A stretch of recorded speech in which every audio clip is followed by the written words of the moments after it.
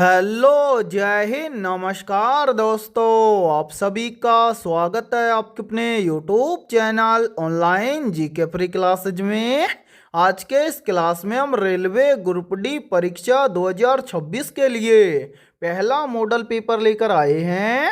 और मेरे भाई, इस पहले मॉडल पेपर के अंदर हमने उन्हीं क्वेश्चनों को कवर किया है जो क्वेश्चन आपके रेलवे ग्रुप डी परीक्षा 2026 के लिए इम्पोर्टेंट रहेंगे।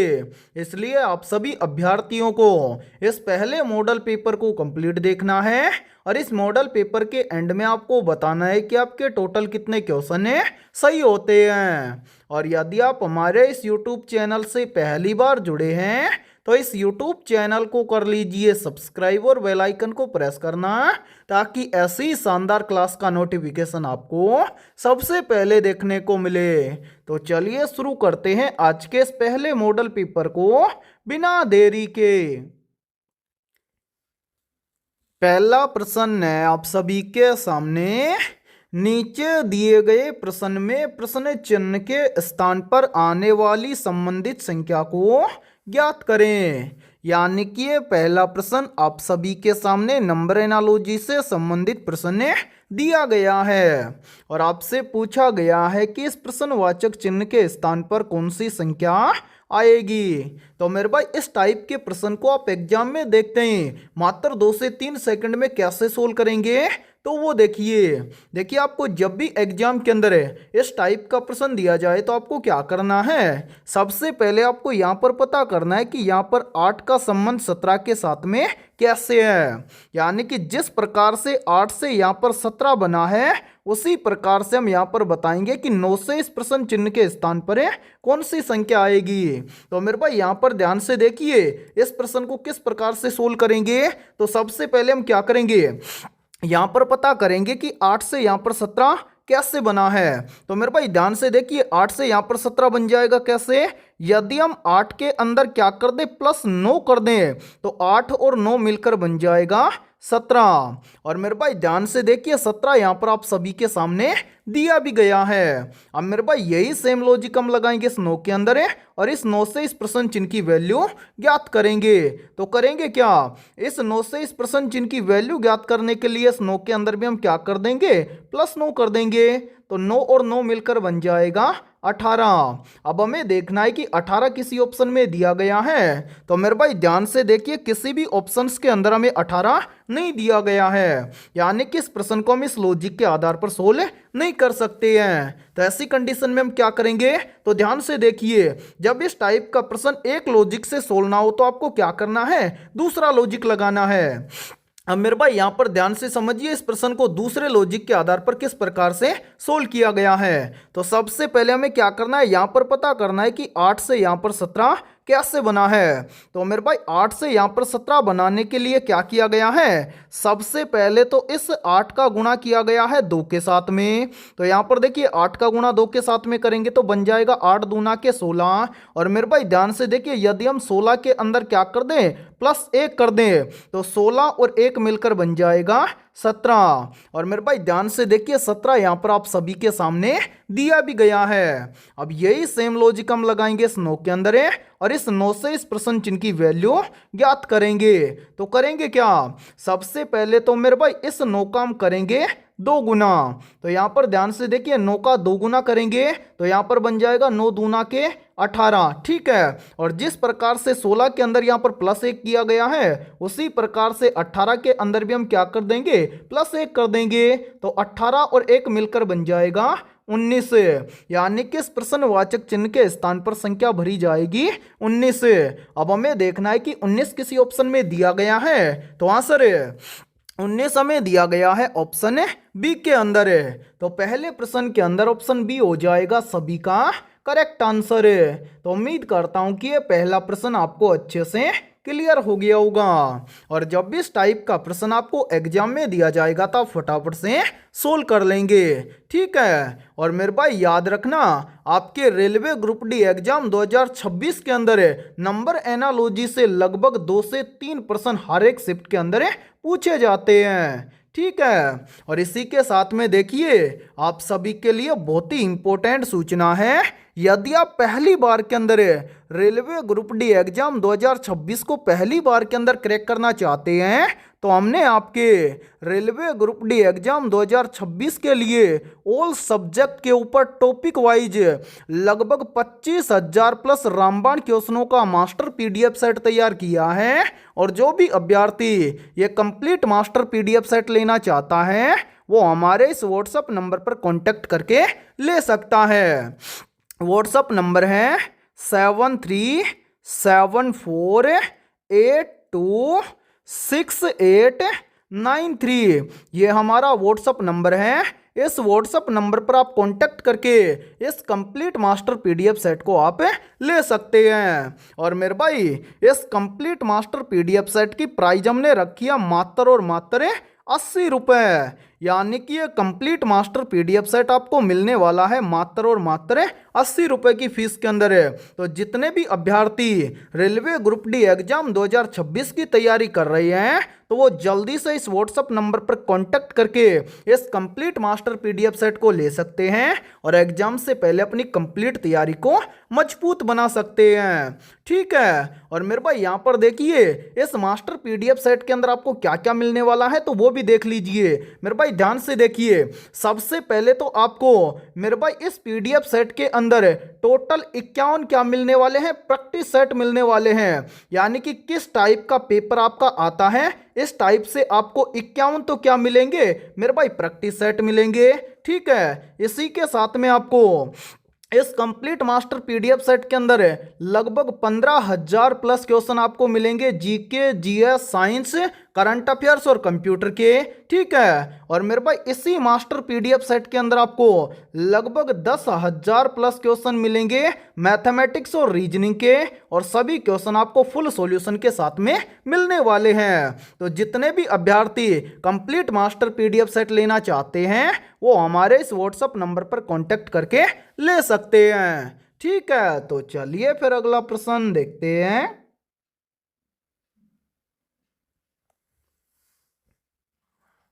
दूसरा प्रश्न है आप सभी के सामने। नीचे दिए गए प्रश्न में प्रश्न चिन्ह के स्थान पर आने वाली संबंधित संख्या को ज्ञात करें। यानी कि ये दूसरा प्रश्न भी आप सभी के सामने नंबर एनालॉजी से संबंधित प्रश्न दिया गया है और आपसे पूछा गया है कि इस प्रश्नवाचक चिन्ह के स्थान पर कौन सी संख्या आएगी। तो मेरे भाई जल्दी से एक काम कीजिए, इस क्लास को रोकिए और इस प्रश्न को अपने स्तर से सोल्व करके कमेंट सेक्शन के अंदर कमेंट करके बताइए कि इस प्रश्नवाचक चिन्ह के स्थान पर कौन सी संख्या आएगी। तो उम्मीद करता हूं कि आपने इस प्रश्न को जरूर सोल्व किया होगा। तो आइए देखते हैं कि आपका आंसर क्या आया है। तो मेरे भाई ध्यान से देखिए, मैंने आपको पहले भी बताया था कि जब भी आपको एग्जाम के अंदर नंबर एनालॉजी से संबंधित प्रश्न देखने को मिले तो आपको क्या करना है। सबसे पहले आपको यहां पर पता करना है कि 16 का संबंध 55 के साथ में कैसे है। यानी कि जिस प्रकार से 16 से यहां पर 55 बना है उसी प्रकार से फिर हम यहां पर बताएंगे कि 18 से इस प्रश्नवाचक चिन्ह के स्थान पर कौन सी संख्या आएगी। तो मेरे भाई यहाँ पर ध्यान से देखिए इस प्रश्न को किस प्रकार से सोल्व किया गया है। सबसे पहले हम क्या करेंगे, यहाँ पर पता करेंगे कि 16 से यहाँ पर 55 कैसे बना है। तो मेरे भाई 16 से यहाँ पर 55 बनाने के लिए क्या किया गया है। सबसे पहले तो मेरे भाई यहाँ पर ध्यान से देखिए इस 16 का किया गया है 3 गुना। तो यहाँ पर देखिए 16 का 3 गुना करेंगे तो यहाँ पर बन जाएगा 16 तिये 48। और मेरे भाई ध्यान से देखिए 48 से 55 कैसे बनेगा। तो यहाँ पर देखिए यदि हम 48 के अंदर क्या कर दें +7 कर दें तो 48 और 7 मिलकर बन जाएगा 55। और मेरे भाई ध्यान से देखिए 55 यहाँ पर आप सभी के सामने दिया भी गया है। अब मेरे भाई यही सेम लॉजिक हम लगाएंगे इस 18 के अंदर और इस 18 से इस प्रश्न चिन्ह की वैल्यू ज्ञात करेंगे। तो करेंगे क्या, सबसे पहले तो इस 18 का हम क्या करेंगे 3 गुना करेंगे। तो तो यहाँ पर देखिए मेरे भाई 18 का 3 गुना करेंगे तो यहाँ पर बन जाएगा 18 तिये 54, ठीक है।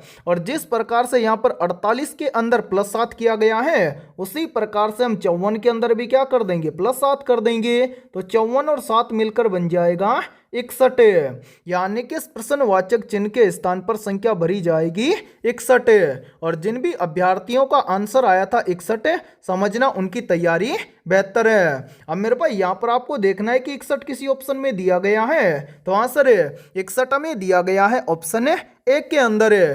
तो दूसरे प्रश्न के अंदर ऑप्शन ए हो जाएगा सभी का करेक्ट आंसर है। तो उम्मीद करता हूं कि ये दूसरा प्रश्न भी आपको अच्छे से क्लियर हो गया होगा। और जब भी इस टाइप का प्रश्न आपको एग्जाम में दिया जाएगा तो फटाफट से सोल्व कर लेंगे, ठीक है। और मेरे भाई इस क्लास के अंदर आपको एंड तक बने रहना है, क्योंकि इस क्लास के अंदर हमने उन्हीं क्वेश्चनों को कवर किया है जो क्वेश्चन आपके रेलवे ग्रुप डी एग्जाम 2026 के लिए इंपॉर्टेंट रहेंगे। और मेरे भाई सभी टाइप के क्वेश्चन आपको इस क्लास के अंदर देखने वाले हैं या फिर मिलने वाले हैं, ठीक है। तो चलिए फिर अगला प्रश्न देखते हैं। तीसरा प्रश्न है आप सभी के सामने, यदि प्लस का अर्थ गुणा है, गुणा का अर्थ भाग है, भाग का अर्थ माइनस है और माइनस का अर्थ प्लस है, तो नीचे दिए गए व्यंजक का मान कितना होगा। यानी कि तीसरा प्रश्न आप सभी के सामने गणितीय संक्रियाओं से संबंधित प्रश्न दिया गया है। और मेरे भाई आपके रेलवे ग्रुप डी एग्जाम 2026 के अंदर गणितीय संक्रियाओं से लगभग 3 से 4 प्रश्न प्रत्येक शिफ्ट के अंदर पूछे जाएंगे। तो इस टाइप के प्रश्न को आप एग्जाम में देखते हैं, फटाफट से कैसे सोल्व करेंगे तो वो देखिए आपको जब भी एग्जाम के अंदर गणितीय संक्रियाओं से संबंधित प्रश्न दिया जाए तो आपको क्या करना है, सिंपल सा इस समीकरण को इस प्रश्न के अकॉर्डिंग सोल्व करके इसका मान आपको ज्ञात करना है। कैसे सोल्व करेंगे तो वो देखिए बहुत ही सिंपल सा तरीका है इस टाइप के प्रश्न को एग्जाम में सोल्व करना। मेरे भाई एक बार इन सभी को यहाँ से हटा देते हैं ताकि आपको समझने में कोई भी प्रॉब्लम ना आए। यहाँ पर ध्यान से देखिए, प्रश्न में आपको स्पष्ट बोला गया है कि प्लस का अर्थ है गुणा, तो मेरे भाई इस समीकरण के अंदर हम प्लस के स्थान पर क्या कर देंगे, गुणा कर देंगे। फिर देखिए आगे बोल रहा है कि गुणा का अर्थ है भाग, तो इस समीकरण के अंदर हम गुणा के स्थान पर क्या कर देंगे, सिंपल सा भाग कर देंगे। फिर इसके आगे देखिए आगे बोल रहा है कि भाग का अर्थ है माइनस, भाग के स्थान पर हम क्या कर देंगे, माइनस कर देंगे।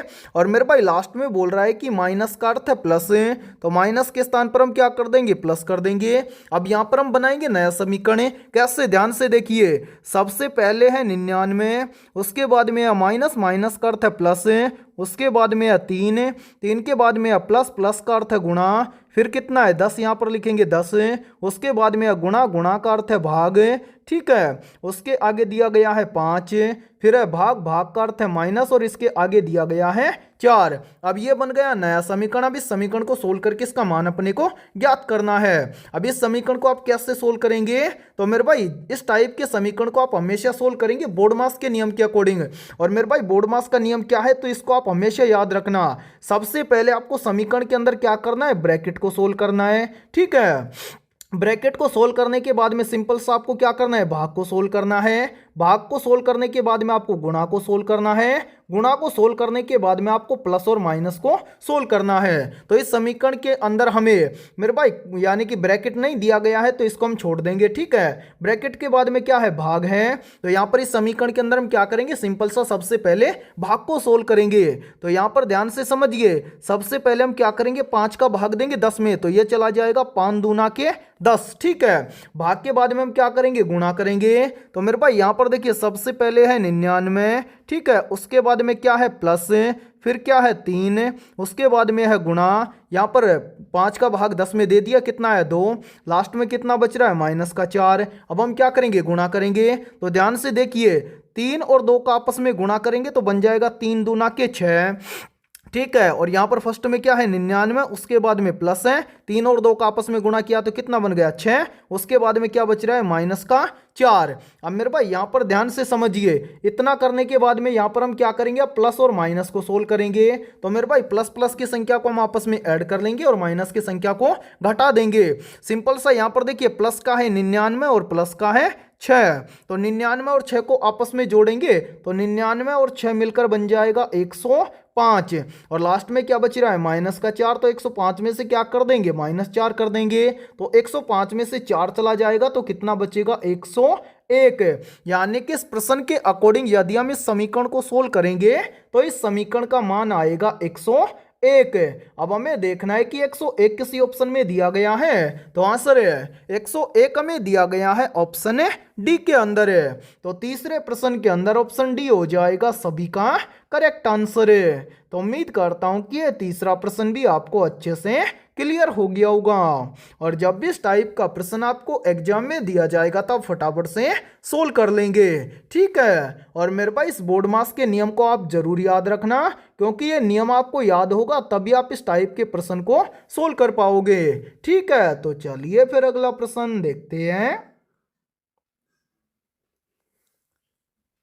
चौथा प्रश्न है आप सभी के सामने।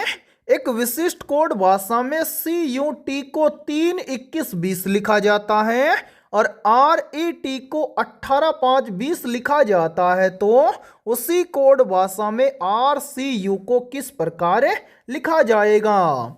यानी कि ये चौथा प्रश्न आप सभी के सामने कोडिंग डिकोडिंग से संबंधित प्रश्न दिया गया है। तो मेरे भाई एग्जाम के अंदर कोडिंग डिकोडिंग से संबंधित प्रश्न को आप देखते ही फटाफट से कैसे सोल्व करेंगे, तो वो देखिए आपको जब भी एग्जाम के अंदर कोडिंग डिकोडिंग से संबंधित प्रश्न दिया जाए तो आपको क्या करना है, सबसे पहले आपको यहां पर पता करना है कि CUT को यहां पर 3, 21, 20 कैसे लिखा गया है। फिर उसी प्रकार से आपको यहां पर पता करना है कि RET को यहां पर 18, 5, 20 कैसे लिखा गया है। फिर उसी प्रकार से हम यहां पर बताएंगे कि RCU को किस प्रकार से लिखा जाएगा। और आप कोडिंग डिकोडिंग से संबंधित प्रश्न को एग्जाम में तभी सोल्व कर पाएंगे जब आपको कंप्लीट अल्फाबेट लेटर नंबरिंग के साथ में याद होंगे। तो उम्मीद करता हूं कि आपको कंप्लीट अल्फाबेट लेटर नंबरिंग के साथ में जरूर याद होंगे। तो मेरे भाई यहां पर ध्यान से देखिए, यहां पर सबसे पहले हम क्या करेंगे, पता करेंगे कि CUT को यहां पर 3, 21, 20 कैसे लिखा गया है। तो मेरे भाई ध्यान से देखिए, यहां पर पहला लेटर है सी आता है अल्फाबेट लेटर के अंदर 3 नंबर पर और यहां पर लिखा गया है 3, ठीक है। उसी प्रकार से दूसरा लेटर है यू आता है अल्फाबेट लेटर के अंदर 21 नंबर पर और यहां पर ध्यान से देखिए लिखा गया है 21। उसी प्रकार से लास्ट में क्या है, टी। और मेरे भाई टी आता है अल्फाबेट लेटर के अंदर 20 नंबर पर और यहां पर लिखा गया है 20।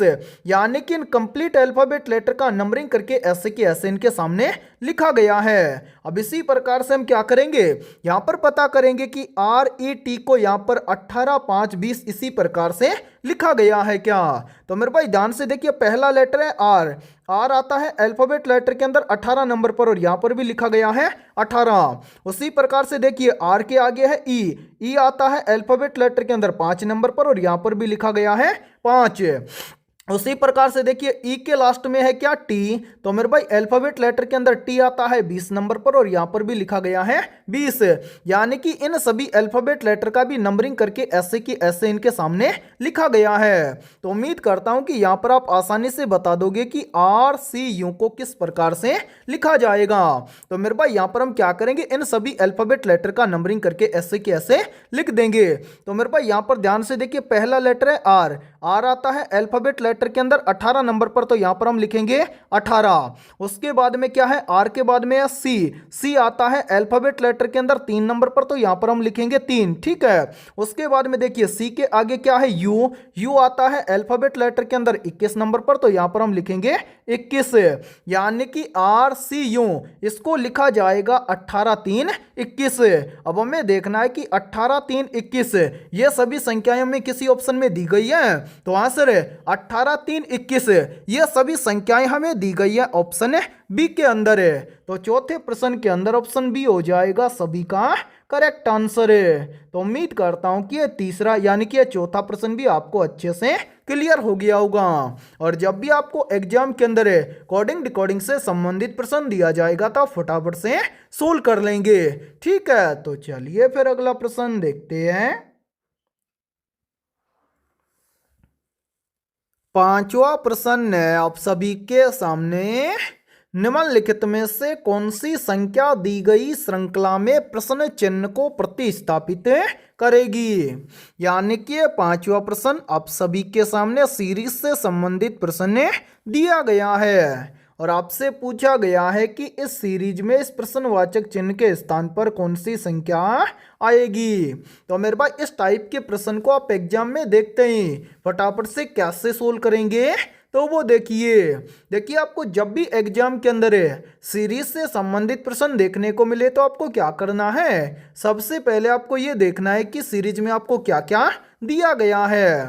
तो मेरे भाई यहाँ पर ध्यान से देखिए, सीरीज में हमें सबसे पहले दिया गया है 24, 24 के बाद में दिया गया है 29, 29 के बाद में दिया गया है 31, 31 के बाद में दिया गया है 36, 36 के बाद में दिया गया है 38 और 38 के बाद में आपसे पूछा गया है कि इस प्रश्नवाचक चिन्ह के स्थान पर कौन सी संख्या आएगी।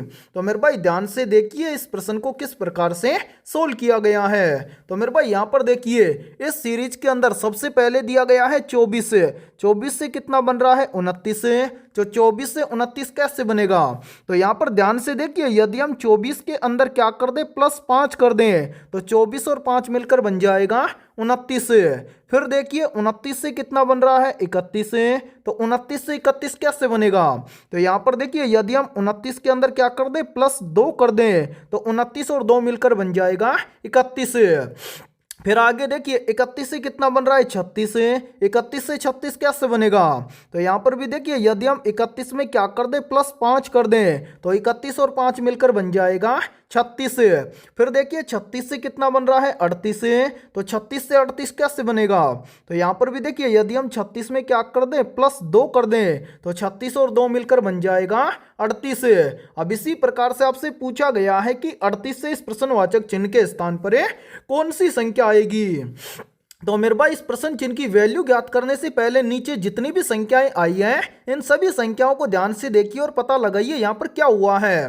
तो मेरे भाई ध्यान से देखिए सबसे पहले क्या हुआ +5, उसके बाद में क्या हुआ +2, उसके बाद में क्या हुआ +5, उसके बाद में क्या हुआ +2, यानी कि यहाँ पर एक सीरीज चल रहा है +5 +2 +5 +2। अब इस +2 के बाद में क्या हो जाएगा, यहाँ पर हो जाएगा +5, यानी कि इस प्रश्न चिन्ह की वैल्यू हमें ज्ञात हो जाएगी। कैसे, यदि हम 38 के अंदर क्या कर दें +5 कर दें तो इस प्रश्न चिन्ह की वैल्यू हमें ज्ञात हो जाएगी। तो मेरे भाई ध्यान से देखिए 38 के अंदर +5 कर देंगे तो 38 और 5 मिलकर बन जाएगा 43, यानी कि इस प्रश्नवाचक चिन्ह के स्थान पर संख्या भरी जाएगी 43। अब हमें देखना है कि संख्या 43 किसी ऑप्शन में दी गई है, तो आंसर संख्या 43 हमें दी गई है ऑप्शन डी के अंदर। तो पांचवें प्रश्न के अंदर ऑप्शन डी हो जाएगा सभी का करेक्ट आंसर है। और उम्मीद करता हूं कि जब भी आपको एग्जाम के अंदर सीरीज से संबंधित प्रश्न दिया जाएगा तो आप फटाफट से सोल्व कर लेंगे। ठीक है, तो चलिए फिर अगला प्रश्न देखते हैं। छठा प्रश्न है आप सभी के सामने, संविधान सभा के उद्घाटन अधिवेशन की अध्यक्षता किसने की थी। ऑप्शन ए पंडित जवाहरलाल नेहरू ने, ऑप्शन बी है सच्चिदानंद सिन्हा ने, ऑप्शन सी है BR अम्बेडकर ने और ऑप्शन डी है सी गोपालाचारी ने। तो यहाँ पर देखिए इन चारों में से करेक्ट आंसर हो जाएगा सभी का ऑप्शन है बी, संविधान सभा के उद्घाटन अधिवेशन की अध्यक्षता की थी सच्चिदानंद सिन्हा ने। तो छठे प्रश्न के अंदर करेक्ट आंसर हो जाएगा सभी का ऑप्शन है बी। और मेरे भाई इस क्लास के अंदर आपको एंड तक बने रहना है, क्योंकि इस क्लास के अंदर हमने उन्हीं क्वेश्चनों को कवर किया है जो क्वेश्चन आपके रेलवे ग्रुप डी एग्जाम 2026 के लिए इंपॉर्टेंट रहेंगे। ठीक है, तो चलिए फिर अगला प्रश्न देखते हैं। सातवां प्रश्न है आप सभी के सामने, वर्तमान में भारतीय संविधान में कुल कितनी अनुसूचियां हैं। मेरे भाई वेरी वेरी इंपॉर्टेंट प्रश्न है ये, तो जल्दी से बताइए इन चारों में से करेक्ट आंसर क्या होगा। आप सभी से पूछा गया है कि वर्तमान में भारतीय संविधान में कुल कितनी अनुसूचियां हैं। तो यहाँ पर देखिए इन चारों में से करेक्ट आंसर हो जाएगा सभी का ऑप्शन है सी, यानी कि वर्तमान में भारतीय संविधान में कुल 12 अनुसूचियां हैं। तो 7वें प्रश्न के अंदर करेक्ट आंसर हो जाएगा सभी का ऑप्शन है सी। तो चलिए फिर अगला प्रश्न देखते हैं। 8वां प्रश्न है आप सभी के सामने, हमारे शरीर में आनुवंशिकता की इकाई को क्या कहते हैं? ऑप्शन ए है डीएनए, ऑप्शन बी है जीन, ऑप्शन सी है केंद्रक और ऑप्शन डी है गुणसूत्र। तो यहाँ पर देखिए इन चारों में से करेक्ट आंसर हो जाएगा सभी का ऑप्शन है बी। हमारे शरीर में आनुवंशिकता की इकाई को कहा जाता है जीन। तो 8वें प्रश्न के अंदर करेक्ट आंसर हो जाएगा सभी का ऑप्शन है बी। और मेरे भाई यहाँ पर देखिए यहीं से एक प्रश्न और बनता है और इस प्रश्न का आंसर आप सभी को कमेंट सेक्शन के अंदर कमेंट करके बताना है। आप सभी को बताना है कि मानव शरीर में गुणसूत्रों की संख्या कितनी होती है। ठीक है, तो चलिए फिर अगला प्रश्न देखते हैं। 9वां प्रश्न है आप सभी के सामने, ऑक्सीजन के परमाणु में कितने न्यूट्रॉन होते हैं? ऑप्शन ए 8, ऑप्शन बी है 6, ऑप्शन सी है 7 और ऑप्शन डी है 9। तो जल्दी से बताइए इन चारों में से करेक्ट आंसर क्या होगा। आप सभी से पूछा गया है कि ऑक्सीजन के परमाणु में कितने न्यूट्रॉन होते हैं। तो यहाँ पर देखिए इन चारों में से करेक्ट आंसर हो जाएगा सभी का ऑप्शन है ए। ऑक्सीजन के परमाणु में 8 न्यूट्रॉन होते हैं। तो 9वें प्रश्न के अंदर करेक्ट आंसर हो जाएगा सभी का ऑप्शन है ए। तो चलिए फिर अगला प्रश्न देखते हैं। 10वां प्रश्न है आप सभी के सामने, ल्यूकोप्लास्ट का रंग निम्न में से कैसा होता है?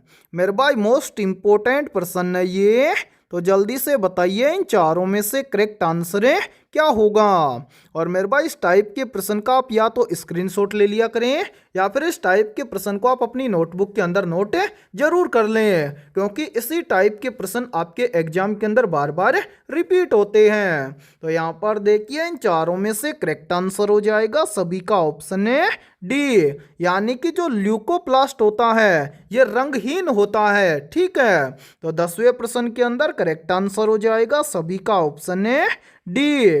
और मेरे भाई यहाँ पर देखिए यदि ये क्लास आपको पसंद आ रही है तो जल्दी से एक बार इस क्लास को लाइक कर दीजिए। और यदि आप हमारे इस YouTube चैनल से पहली बार जुड़े हैं तो इस YouTube चैनल को कर लीजिए सब्सक्राइब और बेल आइकन को प्रेस करना, ताकि ऐसे ही शानदार क्लास का नोटिफिकेशन आपको सबसे पहले देखने को मिले। और मेरे भाई आपके जितने भी दोस्त रेलवे ग्रुप डी एग्जाम 2026 की तैयारी कर रहे हैं तो उनके पास भी इस क्लास को आप ज़्यादा से ज़्यादा शेयर करें। ठीक है, तो चलिए फिर अगला प्रश्न देखते हैं। 11वां प्रश्न है आप सभी के सामने, फ्लोएम का वह मुख्य घटक कौन सा है जो भोजन का परिवहन करता है? तो यहाँ पर देखिए इन चारों में से करेक्ट आंसर हो जाएगा सभी का ऑप्शन है डी। फ्लोएम का वह मुख्य घटक है चालनी नलिकाएं जो भोजन का परिवहन करती हैं। तो 11वें प्रश्न के अंदर करेक्ट आंसर हो जाएगा सभी का ऑप्शन है डी। और मेरे भाई ये प्रश्न बहुत ही इंपॉर्टेंट प्रश्न है, क्योंकि प्रेजेंट में जो रेलवे ग्रुप डी के एग्जाम चल रहे हैं उनके अंदर ये प्रश्न 2 बार पूछा गया है। ठीक है, तो चलिए फिर अगला प्रश्न देखते हैं। 12वां प्रश्न है आप सभी के सामने, किसी पौधे में बीज बनने के बाद कौन सी प्रक्रिया होती है?